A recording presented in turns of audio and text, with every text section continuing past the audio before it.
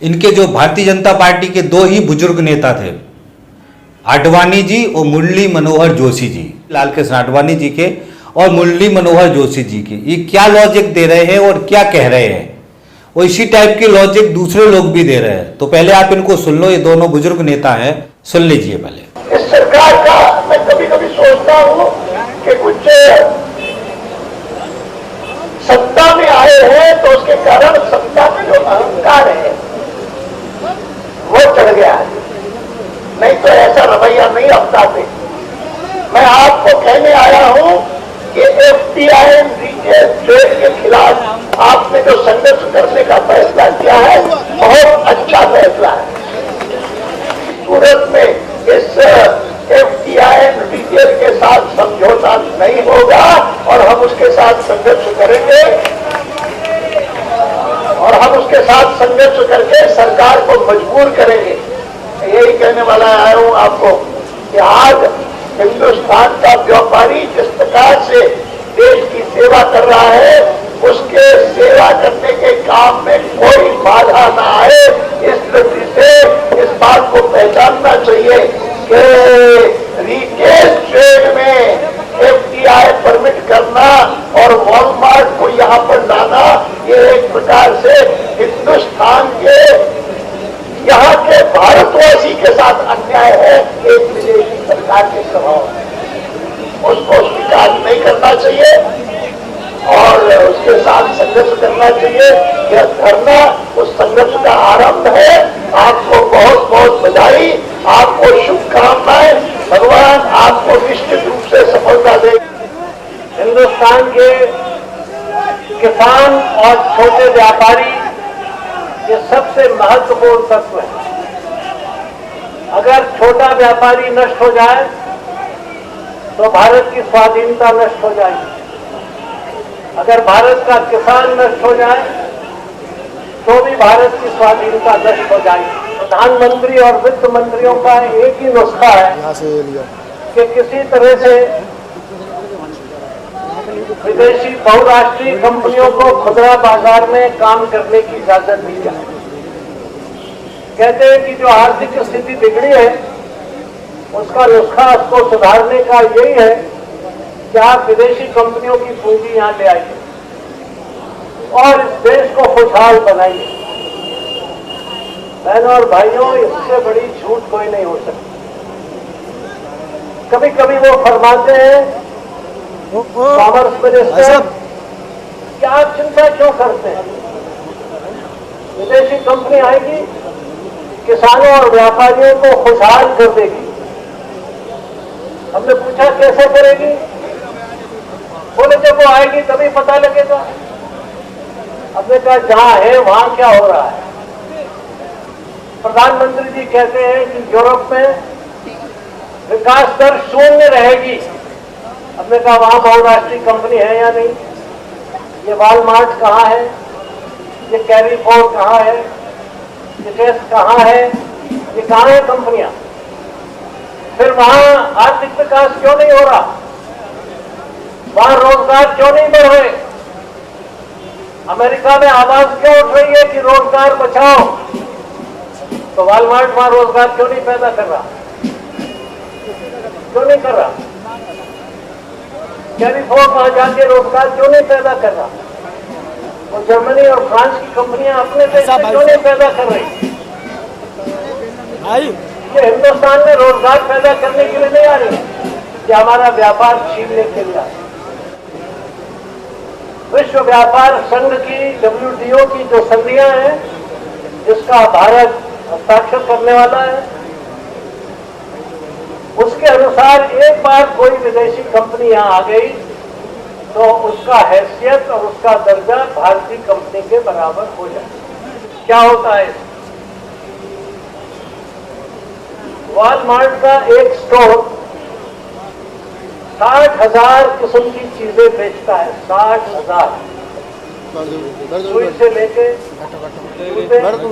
अनाज, फल, कपड़े, रेडियो, साबुन सब बेचता है। 60,000 चीजें, उसमें से 80% चीजें चीन की 6000 कंपनियों से लाता है। कहेगा कि आपको बेचना है मुझे, चीन 10 रुपए में बेचना है, आप मुझे 8 रुपए में दें, तो आपका बंटाढार हो जाएगा। जो ये बड़ा लालच दिखाते हैं ना कि आपकी यहाँ की कंपनियों से सामान खरीदेंगे, पहली बात तो खरीदने की पाबंदी नहीं लग सकती, तो चीन से क्या सकते, लेकिन वहाँ सस्ता सामान मिल रहा है, इसलिए वॉलमार्ट वहाँ से लाता है और दूसरी जगह से मुनाफा कमाता है। हिंदुस्तान से क्या हाल है? इसलिए ये गहरा षड्यंत्र है। क्यों? क्योंकि लाखों करोड़ रुपए का खुदरा बाजार हिंदुस्तान में है। इस बाजार के ऊपर उनकी निगाहें हैं। क्यों है? सारे देशों में ये जितनी भी बहुराष्ट्रीय कंपनियां हैं ये घाटे में जा रही हैं, क्योंकि वहां खरीदारी बंद है, वहां विकास शून्य है। यूरोप में विकास शून्य है तो खरीदारी भी शून्य होगी। हिंदुस्तान में अगर 5% भी विकास है तो 1 अरब आदमी है, काफी लोग नए खरीदार पैदा होंगे। इसलिए यहाँ के व्यापार पर कब्जा करो। मैं आपसे ये पूछना चाहता हूँ कि अगर इस व्यापार पर कब्जा हो गया तो लाखों करोड़ों लोग जो इस व्यापार से जुड़े हुए हैं उनका क्या होगा? और वो सब के सब या तो बेरोजगार होंगे और क्या गुलाम हो जाएंगे। ये बहुत भारी खतरे हैं, इसकी तरफ बहुत गहराई से लेने का काम करने की जरूरत है। ये लड़ाई सिर्फ व्यापारी की नहीं है, ये किसान की भी है। इसी रिपोर्ट में उन्होंने बताया है कि वॉलमार्ट और ऐसी कंपनियों का 75 से 80% व्यापार अनाज का है, अनाज, और उस अनाज के साथ भी वो यही करते हैं। और जहां जहां गए हैं वहां सबसे पहले अनाज का किराने का व्यापारी खत्म हुआ है, फिर किसान खत्म हुआ है, फिर कपड़ों का व्यापारी खत्म हुआ है, फिर छोटे धंधे करने वाले जो छोटे उद्योगपति हैं वो खत्म हुए हैं। और सारे देशों में आज वॉलमार्ट, कैरिकोर के खिलाफ आंदोलन। इसलिए हमने ये फैसला किया है, भारतीय जनता पार्टी, मैं पिछले 10-15 साल से ये आवाज उठाए हुए कि ये FDI हिंदुस्तान में आने नहीं दी जाएगी। ये जहर है, ये हिंदुस्तान की गुलामी का रास्ता है। एक ईस्ट इंडिया कंपनी ने हमको 200-250 साल तक गुलाम बना के रखा। अगर ये 5-6 आ गई तो क्या होगा? और इनमें ऐसी एक कंपनी है, एक कंपनी ऐसी है जिसकी GDP, जिसका उत्पादन और जिसकी आर्थिक शक्ति फ्रांस, जर्मनी और इंग्लैंड तीनों देशों से बड़ी है। एक अकेली कंपनी के पास इतना पैसा है जितना इन तीनों राज्यों के पास, तीनों देशों की सरकारों के पास नहीं है। इन सरकारों को खरीद सकते। क्या आप देश को जाने देंगे? क्या आप देश को इन मल्टीनेशनल्स का गुलाम बन जाने देंगे? कुछ शायद बन जाने देंगे। बताइए, आप सब लोग तैयार हैं? तो जोर से कहिए, हिंदुस्तान कभी गुलाम नहीं होगा। इन बहुराष्ट्रीय मल्टीनेशनल कंपनियों का गुलाम नहीं होगा।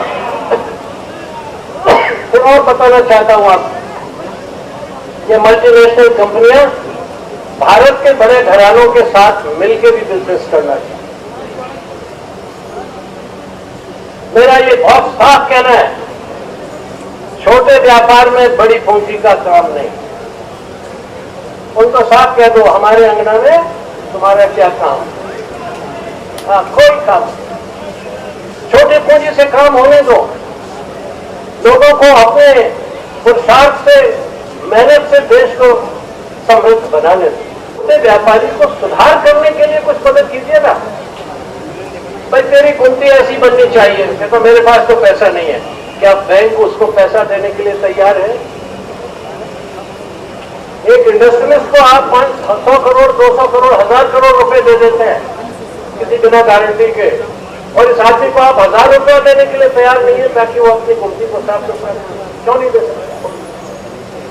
आप बाजार को साफ सुथरा बनाना चाहते हैं तो आप नालियां साफ नहीं कर सकते हैं, दोष उस पर लगाते हैं तू यहाँ बैठ के क्यों कर रहा है, वो कहाँ जाए? वो आपके बंगले में तो नहीं जा सकता, तो सड़क पर ही बेचेगा, जहां आदमी आते हैं वहीं तो जाएगा। आप कैसे कानून? ये कानून 2013 नहीं, उनसे कहिए 3013 तक के मुल्तवी कीजिए, इस कानून को मानने की जरूरत नहीं है। इसको, इस कानून का विरोध कीजिए। और मैं भारतीय जनता पार्टी की तरफ से कहता हूं कि हम भी फिर से कोशिश करेंगे कि इसमें तब्दीली आई, वापस हो। सब अंतर्राष्ट्रीय लोग चाहते हैं, अच्छे चाहते हैं अंतर्राष्ट्रीय लोग। अंतर्राष्ट्रीय लोग कहेंगे तुम जहर खा लो तो हम खा लेंगे। हमारे लिए कौन महत्वपूर्ण है, इस देश का आम आदमी या अमेरिका की मल्टीनेशनल? मेरे लिए इस देश का आम आदमी महत्वपूर्ण है। इस सरकार के लिए अमेरिका की मल्टीनेशनल महत्वपूर्ण है। हमने फैसला किया है कि हम आम आदमी के साथ हैं। मल्टीनेशनल रहें, जाएं, मरे, खपे, ये उनकी जिम्मेदारी है। हमारी जिम्मेदारी आम आदमी कि उन्होंने खुदरा बाजार में विदेशी पूंजी के खिलाफ सारे देश में आज भारत बंद का आह्वान किया। ऐसे गलत है, देश के विरोध में है, किसान के विरोध में है, व्यापारी के विरोध में है, उद्यमियों के विरोध में है, ये सारे देश के गरीब और आम आदमी के विरोध में है। ये सिर्फ ओबामा और उनके दोस्तों के हक में। आज वॉलमार्ट का विरोध सारे अमेरिका में हो रहा है। ये लड़ाई इतनी लंबी लड़ाई है, ये देश की आर्थिक आजादी की लड़ाई है। अगर किसान और व्यापारी आजाद है तो देश आजाद है, जनतंत्र आजाद है, और अगर ये गुलाम है तो देश गुलाम है। इसलिए बहनों और भाइयों, ये लड़ाई जो आज आप व्यापारियों के झंडे के नीचे लड़ रहे हैं, ये दरअसल हिंदुस्तान की आजादी की लड़ाई है। और हम और हमारी पार्टी, हमारे अध्यक्ष यहाँ बैठे हुए हैं, पूरे तौर पर हम इस आंदोलन के साथ हैं। कंधे से कंधा, कदम से कदम मिलाकर लड़ेंगे, और अगर आप एक कदम चलेंगे तो हम आपके साथ 2 कदम चलेंगे, और इस लड़ाई को पूरे तौर पर लड़ेंगे। और इस भारत विरोधी, जन विरोधी नीति को कभी भी लागू नहीं होने देंगे। इन शब्दों के साथ मैं आपको बधाई देता हूं। व्यापारियों, किसानों, मजदूरों, रोजगार, नौजवानों, एक रहो और देश की आजादी के लिए लड़ो, और इस विदेशी पूंजी को वापस करने के लिए सरकार के ऊपर दबाव डालो, मजबूर करो, या तो ये वापस करो और वरना गद्दी छोड़ दो। ये साथियों इनकी पार्टी की गाइडलाइन है। ये कह रहे थे उस समय स्वदेशी और ये खासतौर से जो विदेशी कंपनियों में वॉलमार्ट और इसके जो अमेरिकन कंपनियां हैं उनके बारे में, फुटकर व्यापार वाली, उनके बारे में इतनी सारी लॉजिक, इतनी सारी चीज़ें बता रहे हैं। और जैसे ही 2014 में नरेंद्र मोदी प्रधानमंत्री बने, ये 100% FDI फुटकर व्यापार में इन्होंने खोल दी। इतने सारे लॉजिक दिए, बाद में पलटी खा गए। तो ये मैं बताने की कोशिश कर रहा हूँ कि इनने अकेले, कोई एक नेता ने भाषण नहीं दिया FDI के ऊपर जो कि वो पलटी खाए हैं। इनके सारे लॉबी, इनके सीनियर लीडरशिप है ये। इसके पहले हमने नरेंद्र मोदी का भाषण सुनाया, उसके बाद में हमने आपको प्रकाश जावड़ेकर का भाषण सुनाया जो उनके प्रवक्ता रहे हैं उस समय। अब उसके बाद ये दोनों बुजुर्ग नेताओं के भाषण हम आपको सुना रहे हैं। तो ये सब देश को समझने की जरूरत है कि बीजेपी RSS की पॉलिटिक्स कैसी है, किस तरीके की राजनीति है। वो हमको ये बताना चाहते हैं हम कि इनको झूठ बोलने में बिल्कुल शर्म नहीं है, बिल्कुल शर्म नहीं है। तो ये देखो, ये कुछ कह रहे हैं, बाद में नरेंद्र मोदी ने कुछ किया। नरेंद्र मोदी खुद कुछ कह रहे थे और उल्टा किया पूरा फैसला। तो ये साथियों यादें हैं जो मैं आपको दिलाने की कोशिश किया हूँ। मैं आपको से निवेदन नहीं कर रहा हूँ, मेरा कहना इतना ही है कि सारी झूठे जो चीज़ें इन्होंने बोली थी, आप इसको थोड़ा रियलाइज करें और आप ये सोचें कि हम कैसे लोग को देश हमने सौंप दिया है। ये किस तरीके से झूठे लोग हैं, कहते कुछ हैं, करते कुछ हैं, एजेंडा कुछ होता है, भाषण कुछ देते हैं, उसके पीछे एजेंडा दूसरा होता है। इस बात को हमको समझना है, इस पॉलिटिक्स को समझना है साथियों, जिसके लिए मैंने ये वीडियो बना के डाले हैं। ये क्योंकि FDI खाली फुटकर व्यापार में नहीं, FDI जो पूरी देश को आजकल बेचने की बात हो रही है। हर क्षेत्र में FDI खोल दी है उन्होंने। रक्षा क्षेत्र में भी 74% FDI खोल दी है, बैंक में, बीमा में, बाकी जगह 100% FDI खोल दी, हर सेक्टर के लिए FDI खोल दी है। तो ये देश के लिए खतरा है। जो खतरा ये बता रहे हैं, आडवाणी जी भी बता रहे हैं, मुरली मनोहर जोशी भी कह रहे हैं। एजेंडा आगे साफ दिख रहा है, पूरे देश को बेच के गुलाम बनाने का इनका जो असल एजेंडा है वो सामने दिख रहा है। तो ये है साथियों जिसको हमको समझना है। मैं अपनी बात खत्म करता हूँ। वो आपसे अपील करता हूं कि आप सारे वीडियो सुने, वादा खिलाफी के जितने वीडियो, प्ले लिस्ट पे जाके बहुत सारे हमने वीडियो बनाए हैं, RSS के बारे में है, राजनीति के बारे में, दर्शन के बारे में है, तो उनको आज जाके आप सुने। तो थैंक यू साथी, धन्यवाद। और साथ में आपसे अपील है कि इनको शेयर करवाने में सहयोग करें।